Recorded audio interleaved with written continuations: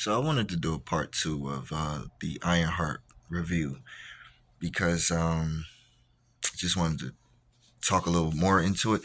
So in the show, the first episode, they introduced the character, they introduced her and her dealings with the suit, its functionality, what she needed to work on.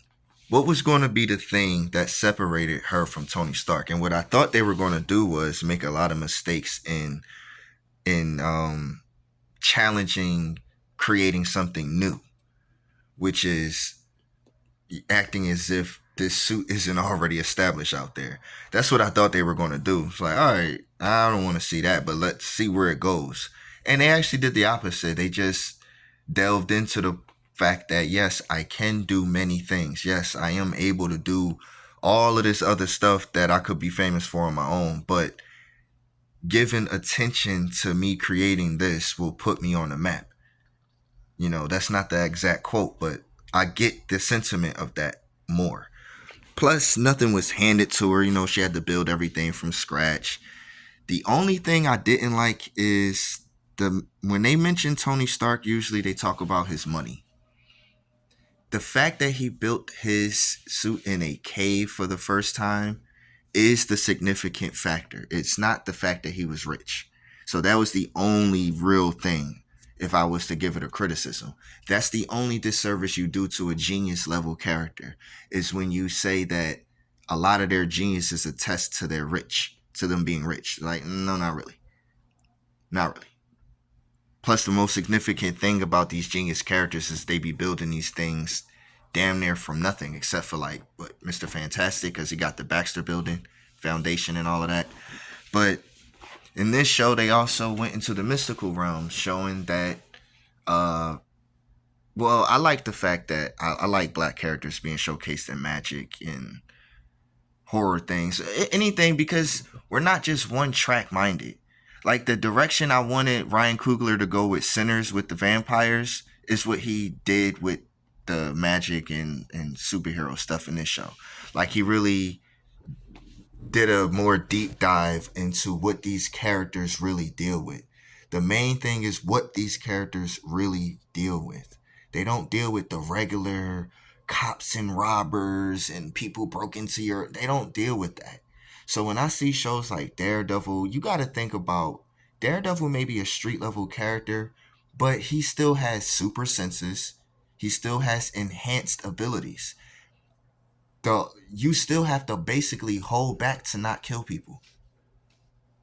That's how much you are so far beyond the regular villains that we keep seeing him against. Like, let's get into more things. I like the fact that this show, of course, they have their team, but their team was doing like impossible hacking.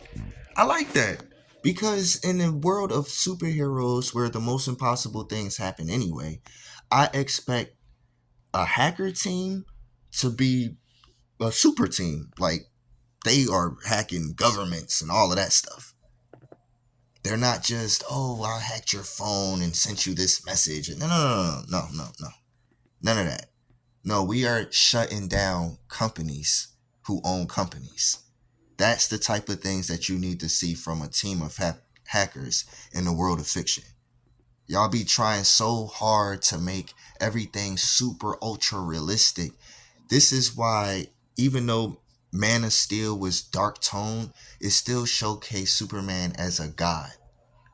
Because with his level of power and what we know of him, he would look like that. And that's how you should portray these characters. Stop being afraid to showcase a woman in a suit. You have a super armored suit. You should look like, yeah, I hold back a lot and I'm playing around. Even when she wanted to blast the door and her AI Natalie was like, nah, don't blast the door. Let me just find a way in. It's like, yeah, I could just simply blast away my problems, or I could use tactics. With her mind, with the suit, with all of the stuff that she's able to do. Yeah, plus infusing it with magic. Yeah, these problems, these low level problems is a joke. The only thing you're at this point doing is not trying to kill people because you got the power in your hand to do so much more. I mean, you're already hacking high level systems. Imagine you going to hack a regular bank in your neighborhood or something. Lower level security probably than that security. I mean, than that tech company. Imagine if you was to just do that. It would be so. I like seeing characters showcase with the ability to do wonders, something to marvel at.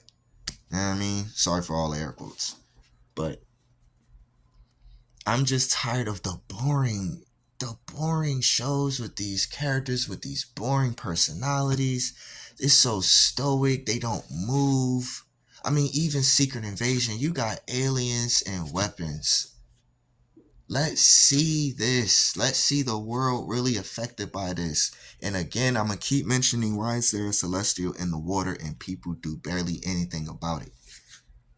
At least her being busy with an interspecies war, like she mentioned, they did mention the interspecies war that they had with Atlanteans and Wakandans, or humans and Atlanteans.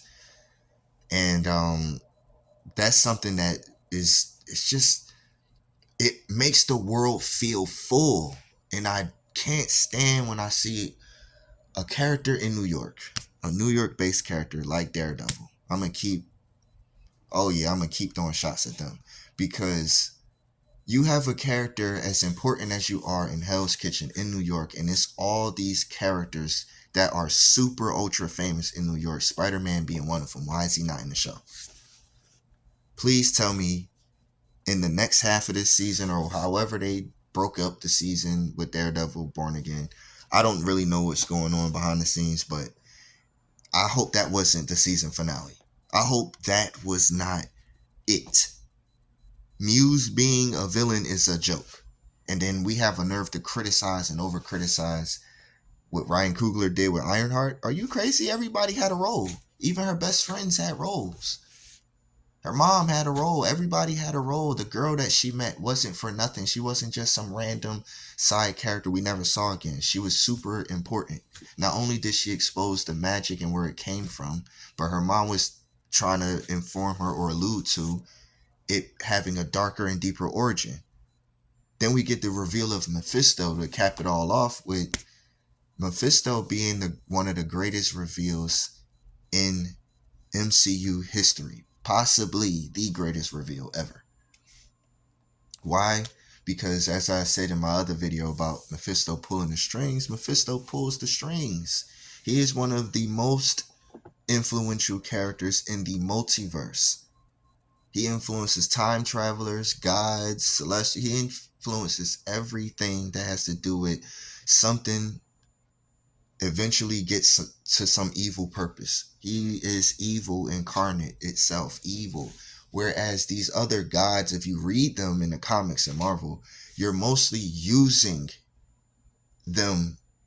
They're using you as a tether or a conduit to just, but you're able to use so much power, where with him, you're not going to just keep using his power without it having a greater cost than what you'll see with Doctor Strange or all these other people. Like Doctor Strange started using magic on the scale that, I mean, he was even able to be Strange Supreme. So, I mean, he got multiple powers from different gods already. Mephisto is different. Mephisto is one of them beings that you really are going to suffer with dealing with him. You really are. It's no real spells and anything getting out of it. You have to be an ultra level of power to get away from him. It's not impossible. It's just, if you sell your soul to him, it's over. It's over. Forever, it's going to be a stain on you. Forever. Like, he is evil incarnate, so what he represents is the calamity of anything that exists. He is truly not against existence, because he wants it there to manipulate. He don't want to simply conquer and destroy or eat planets and no. I just want to twist it up. This is what makes Mephisto so much more devastating as a character, because he simply wants to twist everything to his will. He wants to dominate will. Way more on a different, just maniacal, evil, twisted way than like you even seen from Loki or Doctor Doom or anybody. Like these people are power hungry. He has his own power. He is his own king. So he's not looking for more power and he's not looking for that. He's just looking to twist what exists. Make evil what's good. So it's like a thing you'll always have to deal with as long as someone ever exists that does some evil act, he will exist. Anyway, I'm out of here. I like the show. It was a good show. Of course, it was some things it needs to work on. And now, I mean, I ain't gonna lie, I'm a little greedy. I want more.